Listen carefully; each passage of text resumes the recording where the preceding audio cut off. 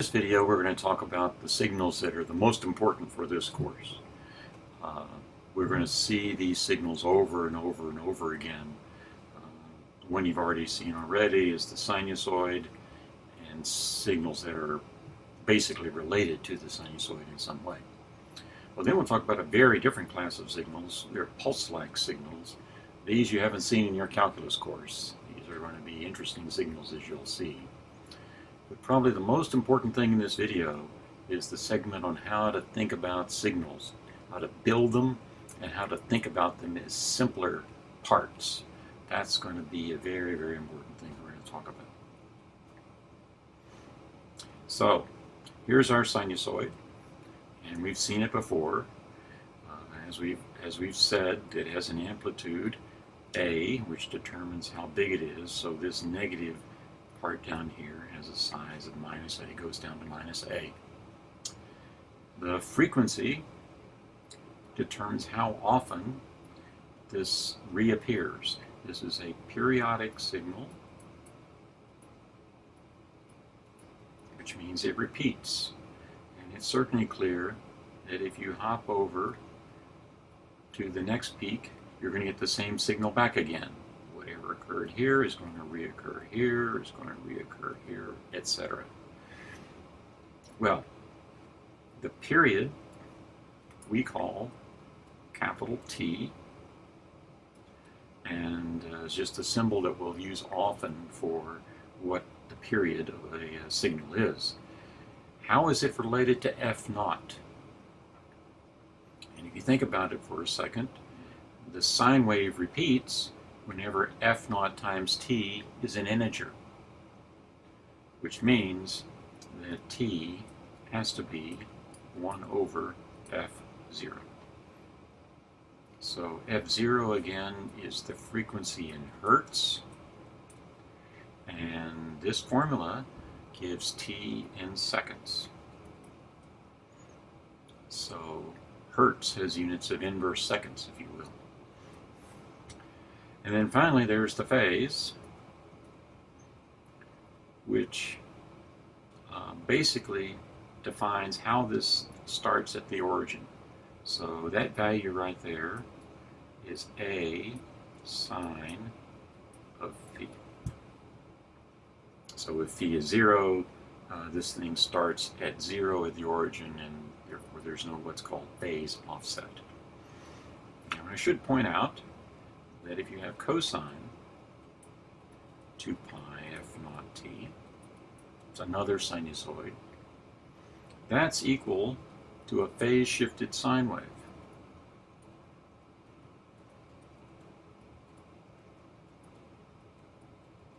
When it's shifted by 90 degrees, pi over 2. You should verify that formula is correct. I hope I didn't make an error, but I think it's right. And therefore a sine wave can be written in terms of a phase-shifted cosine also.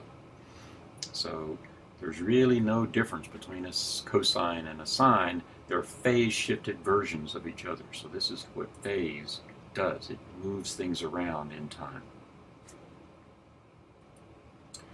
Now, the next signal we're going to talk about is the complex exponential. Yes, complex valued signals. So J here is the square root of minus 1.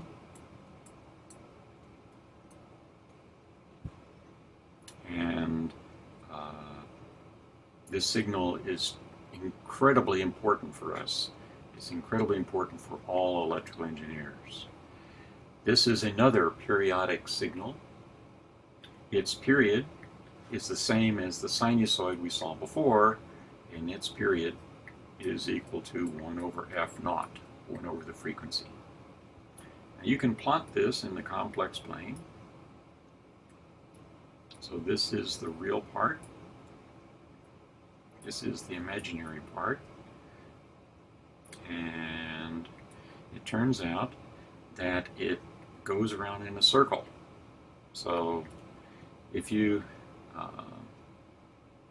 the angle at any one time is 2 pi naught t, whatever time is. So as time increases, this angle increases, and this complex exponential looks like an arrow that goes around and around and around the unit circle, and the time it takes it to go around once is the period. That makes it periodic, and I think it's pretty clear, again, that that period has to be such that f naught times t is an integer. That makes the period 1 over f naught. Now, I hope you all know Euler's relationship, which says that a complex exponential actually consists of a cosine and a sine. So the cosine is the real part of the complex exponential, and the sine is the imaginary part of the complex exponential. I cannot stress how important these signals are in our course. So, in particular, the complex valued nature of it is very, very important to understand. So if you're a little unfamiliar with complex numbers, Euler's formula, I suggest you look at the complex numbers video, which I've made. I hope it will help you develop a better mathematical appreciation of complex numbers and complex valued signals. Okay, let's go on to our pulses. Pulses are going to be a little different than what you've seen in calculus courses because most of them are discontinuous. You probably shied away from discontinuous functions in your calculus course, but pulse signals occur all the time. And perhaps the simplest signal is what we call the unit step. It's equal to 0 for t less than 0, and then it's equal to 1 for t greater than 0. So it looks like a step up, where it gets its name. Now you probably noticed right away I didn't define it at the origin, and that's just the way it is. Its value at the origin is undefined. Turns out it doesn't matter what its value at the origin is, and you may not like that, but get used to it. It turns out it's going to occur all the time, and it turns out we don't really care what the value is at the origin. It just plain doesn't matter. So, another signal that has discontinuities is what we call the unit pulse. And by the way, the word unit here refers to the fact that the amplitude of this pulse, the amount it jumps, the size of its discontinuity is 1. So the amplitude of this pulse is 1 because it's a unit pulse. So, as the formula says, it's 0 for t less than 0. It's then 1 in between 0 and delta, and delta is called the pulse width. And then it's 0 again afterwards. So it pops up, stays constant, and goes down and continues on. So that's a single pulse. We're going to discover the pulse is used very frequently in digital communications. It's used to represent bits. That's what makes it extremely important. And the next signal we're going to talk about is the square wave. So a square wave is a periodic signal, has a period of capital T as I've labeled it here, because you can see it repeats every capital T. It goes on forever. The amplitude of a square wave is, there is no convention for that. We don't really talk about the unit square wave. You explicitly have to give the amplitude, which I've just labeled here as A. So it has discontinuities at the origin t over 2, t, 3t over 2. So it's discontinuous every t over 2. And what its value is at those points just plain doesn't matter. It's discontinuous. We'll just have to appreciate that as we go through the course. All right, here comes the good stuff. Here comes the part that's very, very important. We have to build signals. What do we mean by that? the thing we have to first talk about before we get into building signals is what's called a signal delay. So here, the delay is tau, and I claim this signal is delayed in time by tau. So let's see how that works.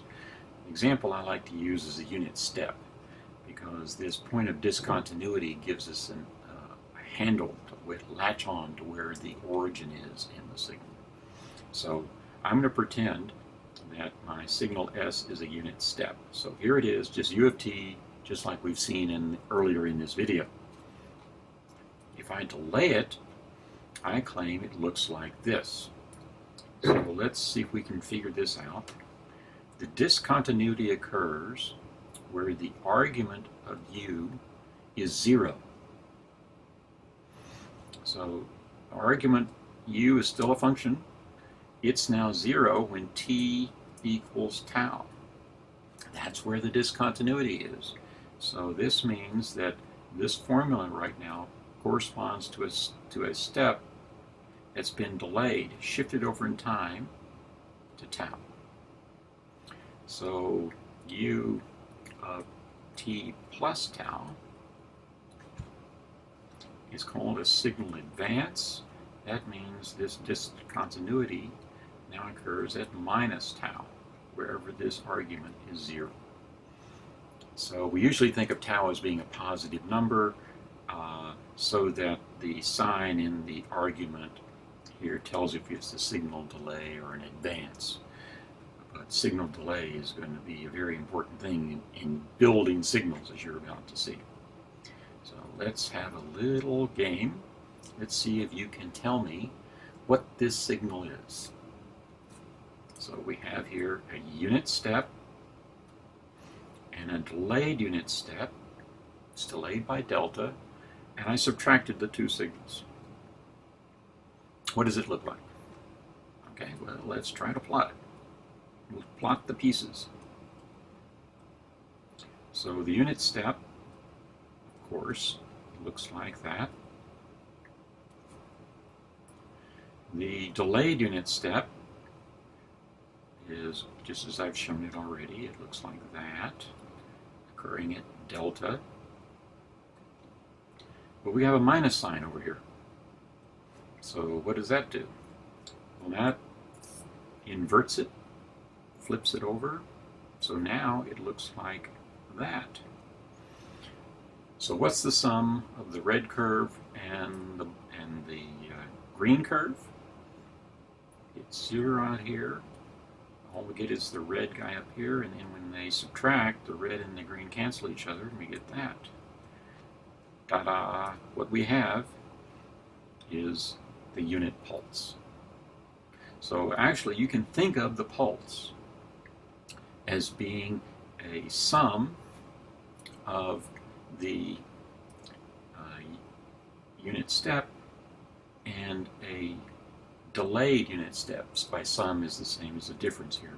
But it's the difference between a unit step and a delayed unit step. I've now decomposed the signal into what I claim are simpler pieces. I actually look at this pulse and I see those two components when I look at it. Well, let's try an example here to see how this works for a little bit more complicated case. So this thinking about signals as a sum or difference of simpler signals is called signal superposition.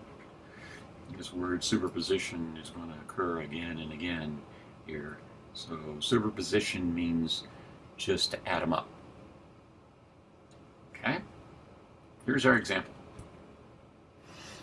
How would you build this? How would you deconstruct it? How would you think, what are the pieces that you see in this signal? Okay, well, what I see is I see that big discontinuity. Right away, the first thing that jumps out is that it's discontinuous. That tells me there's got to be a unit step in here somewhere. If we put in a unit step, a negative unit step because the step is going down, at the origin, of course, that's not the right place. We need to shift it over to 1. Well, as we've seen already, that's a delay.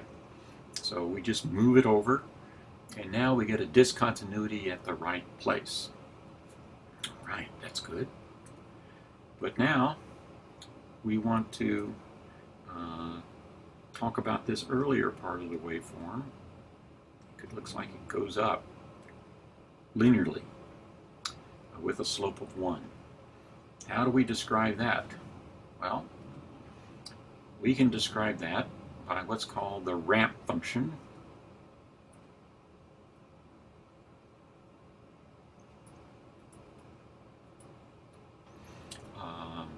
That's why I called it RT. And I want to point out it's the integral of the unit step. So a ramp function is 0 for t less than 0, and then it goes up with a slope of 1 forever. And that's the same as this interval. Well, okay, so now what do we got?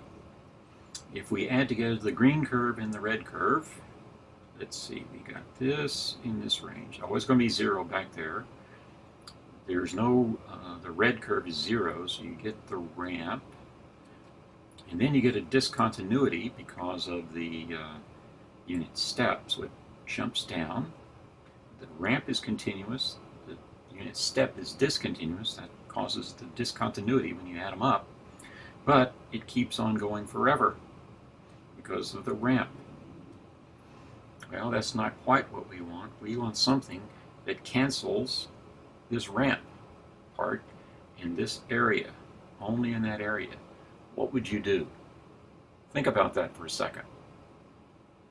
What signal could you add out there or subtract to make that part disappear?